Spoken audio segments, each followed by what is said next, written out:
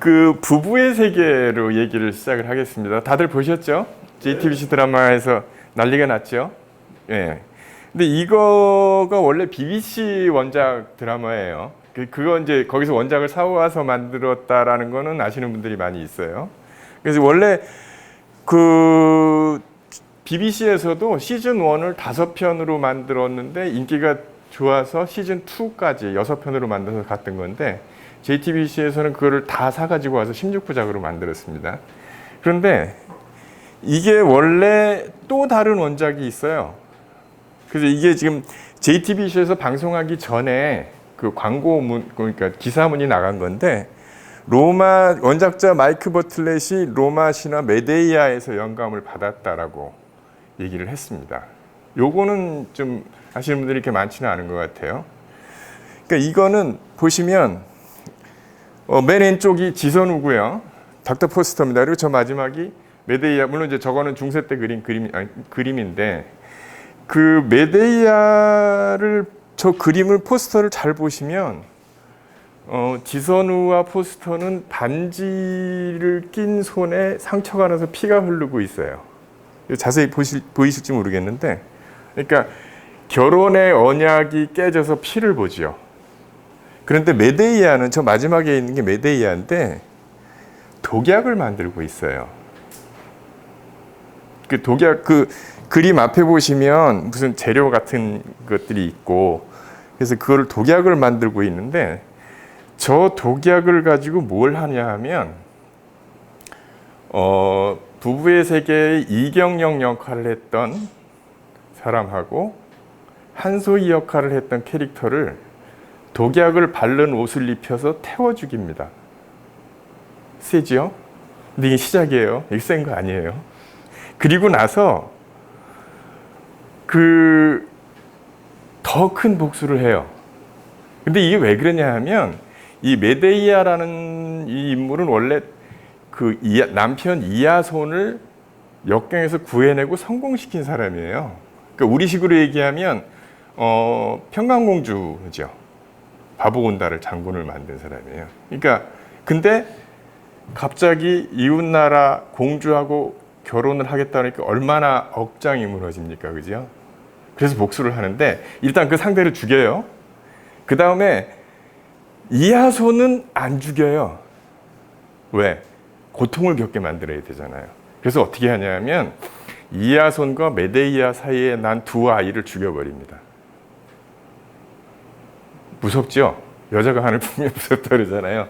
그러니까 이하손 너는 죽으면 끝나는데 이 고통을 겪어야 되고 죽여버립니다.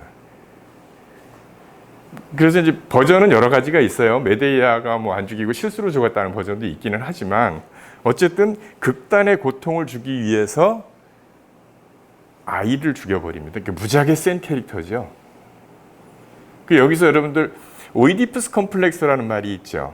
그게 오이디푸스 컴플렉스는 히랍 비극에 나오는 오이디푸스가 그 캐릭터에서 나온 말이에요. 그 심리학으로 들어갔는데. 그런데 오이디푸스는 원래 그 나는 누구인가라는 철학적인 질문을 하게 만드는 희곡으로 되게 유명한 작품인데 오이디푸스를 제대로 읽으신 분들이 그렇게 많지는 않아서 잘 모르시는데 오이디푸스는요, 자기 아버지를 죽였어요.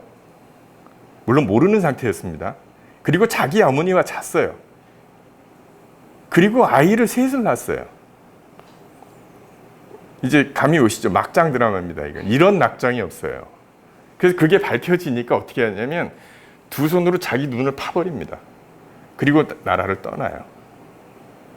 그러니까 이게 그런데 우리는 그 소포클레스의 오이디푸스나 에우리피데스의 메데이아를 보면 불후의 명작이고 고전으로 추앙을 하잖아요.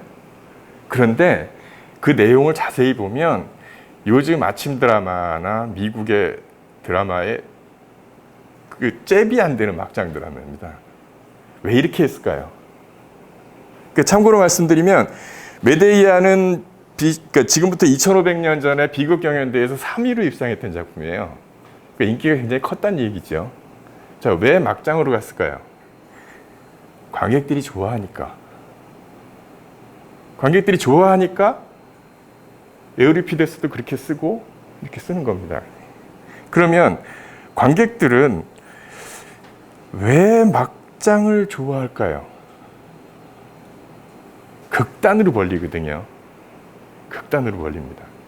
그러니까 고통을 겪는 사람을 보여주기 위해서 통상적으로 그냥 여기 깨져서 아픈 사람을 보여주는 게 아니고 자기 신념이나 자기에게 가장 소중한 걸 잃은 고통을 보여주어야 관객들이 감동을 하거든요. 근데 왜 그런가? 이야기에서 그게 뭐가 중요한가? 요거는 잠깐 제껴놓고요. 나중에 이제 따로 말씀드릴게요. 여기서 근데 이야기가 힘이 세다고 해서 2500년 전에 쓰여졌던 그런 소재들이 지금도 힘을 발휘를 하고 하는데 영향력은 있죠. 근데 영향력은 있으면 뭐예요? 돈을 벌어야 되잖아요. 그죠?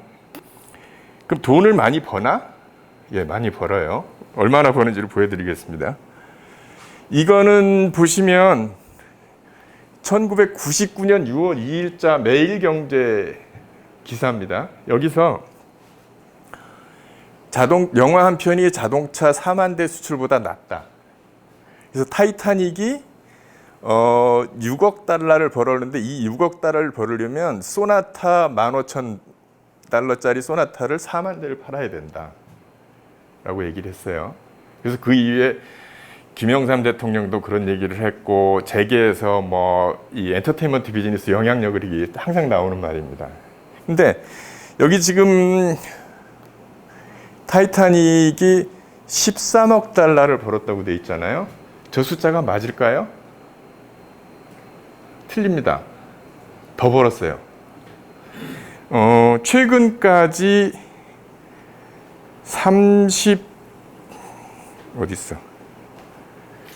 최근까지 34억 불을 벌었어요. 무지하게 벌었죠. 34억 불이면 3조가 넘습니다.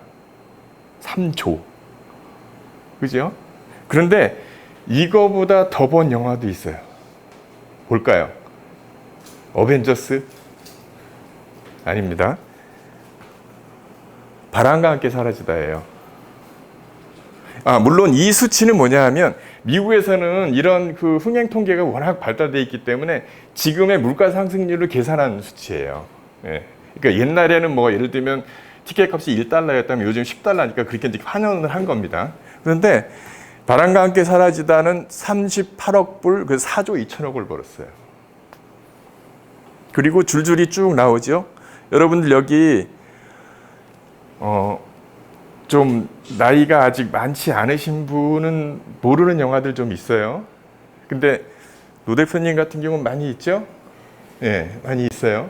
예를 들면 사운드 오브 뮤직 같은 경우는 그 굉장히 좋은 뮤지컬이잖아요. 그래서 에델바이스도 있고 뭐 이런 거 있잖아요. 그래서 저거를 보시면서 사운드 오브 뮤직 영화 참 좋았고 에델바이스가 참 좋았어. 찾아서 다시 들어야지. 그래서 찾아서 딱 듣는 순간 저걸 만든 사람한테 돈이 탁 들어갑니다. 그죠? 네, 그래서 이런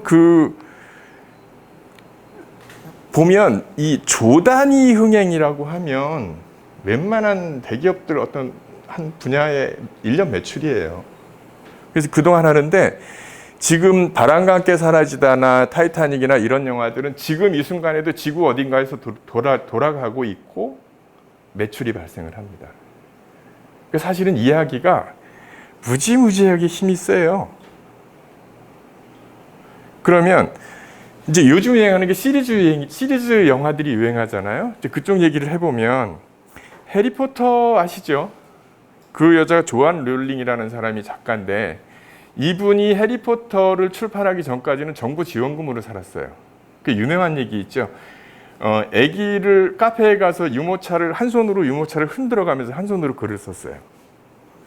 근데 그분이 해리포터가 나오면서부터 97년에 1편이 나왔는데 전 세계에서 최소 5억 부가 팔렸습니다. 5억 부 그러면 얼마인지 감이 안 오시죠? 그러면 이분이 2018년 한 해에만 해리포터로 조안 롤링이 번 돈이 5,400만 달러, 613억 원을 벌었어요.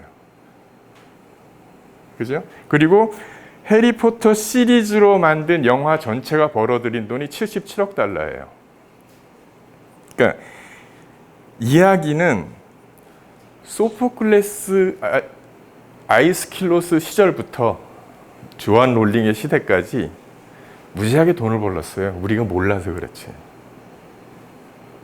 그래서 이야기는 정말 힘이 셉니다. 그런데 이 이야기 산업이 원래 힘이 셌는데 최근 들어서 그 이야기 산업을 더 키워주는 획기적인 변화들이 몇 번 있었어요. 여러분들 영화를 보시면 지금은 CGV 가서 골라서 보죠. 뭐 메가박스도 가시기도 하고. 근데 이 전주만 해도 아주 오래전에는 개봉하는 영화를 보려면 삼남극장에서 가서 봤어요. 그래서 거기서 끝나면 재개봉관, 변두리 재개봉관 가서 봐야 됐고, 재개봉관이 끝나면 3번관을 가거나 정읍에 있는 극장이나 김제에 있는 극장에서 상영을 했어요. 순차적으로 이렇게 상영을 했죠. 그런데 그때 다시 한번 잘 모르시는 분들이 신성일이라는 아주 걸출한 배우가 이제 돌아가셨어요. 그 신성일 선생이 전성기 시절에 영화 한 편 찍으면 개런티를 얼마를 받았냐면 70만 원을 받았어요. 그런데 그 70만 원이면 그 당시에 단독주택을 한 채를 샀어요. 지금으로 치면 강남의 아파트 몇 억을 받는 거죠. 사실 요즘 송강호급의 톱스타들 그런 거 봤습니다. 근데 그분은요, 동시에 4편을 찍었어요. 아침에 한 편 찍고, 오후에 한 편 찍고, 밤에 2편 찍고. 왜 이렇게 많이 찍었냐? 그 당시에는 TV도 발달하지 않은 시절이어서 영화가 그 역할을 해서 한 영화가 서울에 있는 피카디리 극장, 전주에 있는 삼남극장에서 개봉을 하고 예를 들면 김제의 읍에 있는 극장에서 개봉할 때까지 벌어들인 돈이 엄청났는데 그게 통계에 안 잡힌 것뿐이에요. 그러니까 우리는 우리 저 할아버지부터 이야기를 끊임없이 소비하고 살았어요. 통계가 발달이 안 돼서 그렇죠. 그런데 이 시스템이 무너져서 이야기 산업을 더욱 발전시킨 변화가 언제 왔냐 하면 비디오 테이프 빌려주는 시장이 열기 시작하면서부터 왔습니다. 그건 보통 관객들은 잘 모르시지만 산업에 있는 사람들은 획기적인 변화예요. 극장에 안 가도 영화를 볼 수 있게 됐어요. 그래서 토요일 날 오늘 뭐 하지? 슬리퍼 찍찍 끌고 비디오 가게 가서 빌려다가 1,500원 내고 와서 봤죠. 그러면서 시장이 2배 정도로 커졌어요. 100원 벌던 게 200원을 벌게 된 거죠. 그리고 영화라는 게 언제든지 쉽게 접근할 수 있구나라는 인식을 심어준 거죠. 옛날에는 구경 갔잖아요. 영화 구경 가자 그랬잖아요. 차려입고 어디론가 나가서 시간과 돈을 투자를 했어야 되는데 집에서 볼 수 있게 됐다는 거죠. 이게 굉장히 큰 획기적인 변화였고요. 두 번째 변화가 뭐냐 하면 멀티플렉스 등장입니다. 그러니까 1998년 4월에 강변에 CGV-11이 생겼어요. 스크린이 11개가 생겼습니다. 한 극장 안에. 그리고 나서 약 5년 후에 최초로 한국에서 1,000만짜리 영화가 나옵니다. 실미도라는 영화가. 그게 2003년이에요. 멀티플렉스가 생기지 않으면 1,000만이라는 숫자는 나올 수가 없어요. 근데 지금 계속 나오고 있죠. 그 이후에.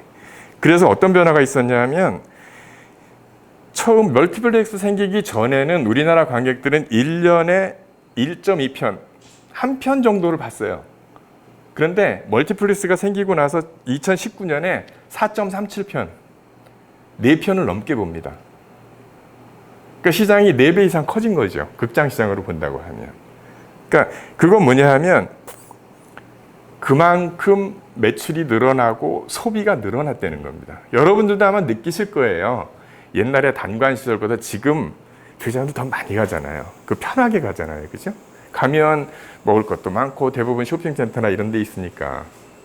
그러니까 점점 시장이 커지고 있고 예약이 시장이 커지고 있습니다. 그런데 이거는 잽이 안 되는 사건이 이미 벌어졌습니다. 그게 뭐냐면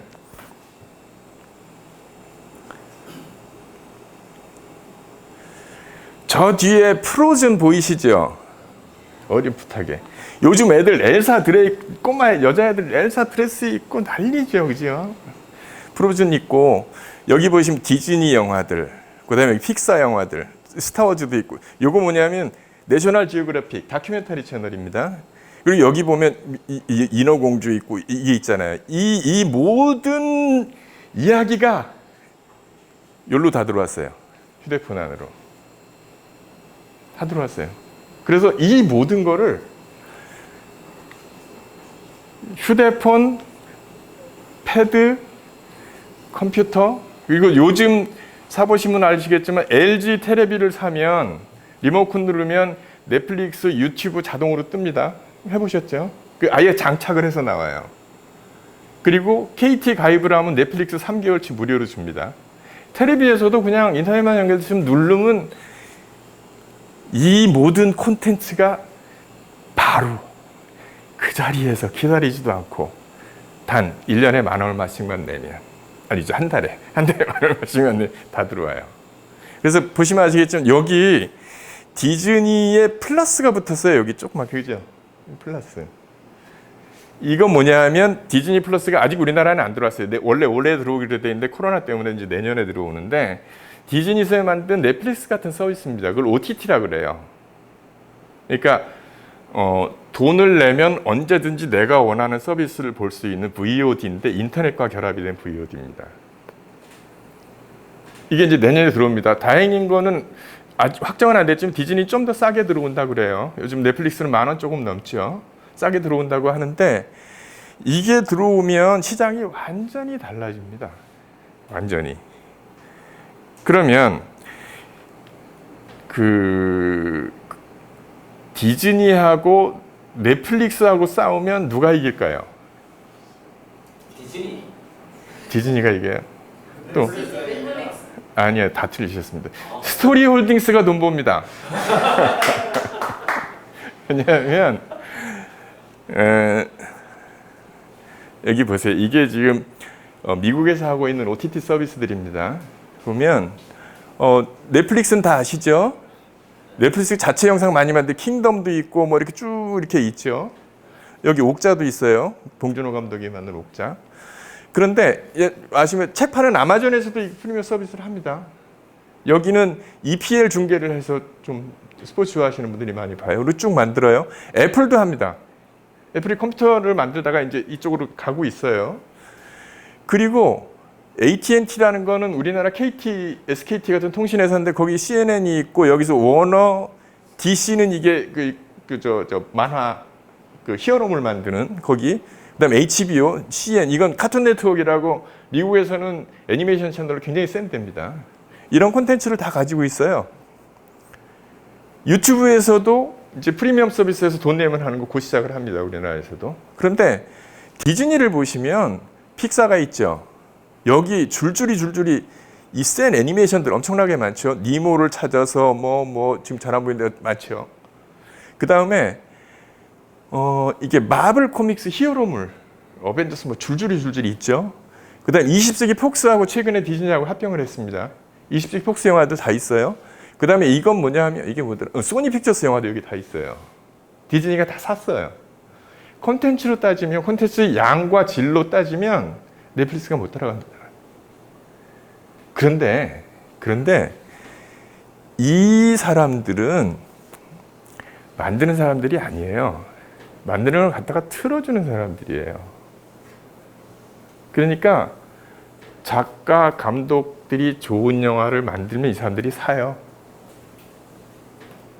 근데 이제 우리가 하는 영화, 드라마 이런 것들을 흥행 사업이라고 하는데, 왜 흥행 사업이라고 하냐 하면 하이 리스크 하이 리턴. 야구 좋아하시는 분들 3할 타자면 잘 치죠. 이쪽은 1할 타자면 잘해요. 9개는 손해봐요. 그러니까 9개는 손해보는 게 아니라 9개는 돈을 못 벌어요. 10개를 만들면 한두 개는 성공하고 한 서너 개는 평균이고 나머지는 손해를 봅니다.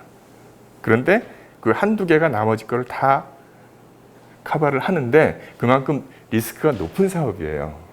그러면 그 리스크는 누가 지느냐? 이 사람들이 이 만드는 사람들, 제작자들. 그래서 근데 그러면 그걸 만들어서 납품하는 사업들은 경제적으로는 크게 크레딧에 데미지가 좀 가겠지만 크게 손해는 안 봐요. 그러니까 그래서 제가 좀 건방지게도 스토리홀딩스가 돈 번다고 말씀을 드리는 겁니다. 우리는 원천을 가지고 있거든요. 이제 그 얘기는 좀 이따 하기로 하시고, 그래서 이 이야기라고 하는 것의 산업 규모는 엄청나게 커졌습니다. 그래서 좋은 아이디어만 가지고 계시면 요즘은 상상하는 건 다 찍어냅니다. 3520년 은하계 저 멀리에서 벌어진 일도 찍고요. 한 5000년 전 선사시대에 일어난 얘기도 다 찍어요. 다 만듭니다. 단 이야기가 재밌어야 돼요. 이야기가 진짜 힘이 있어야 됩니다. 그러니까 메데이아 정도의 힘이 있어서 2500년을 살아남을 수 있는 정도의 힘이 있으면 이야기는 무지하게 힘이 세집니다. 근데 여기서 잠깐 다시 막장으로 가시죠.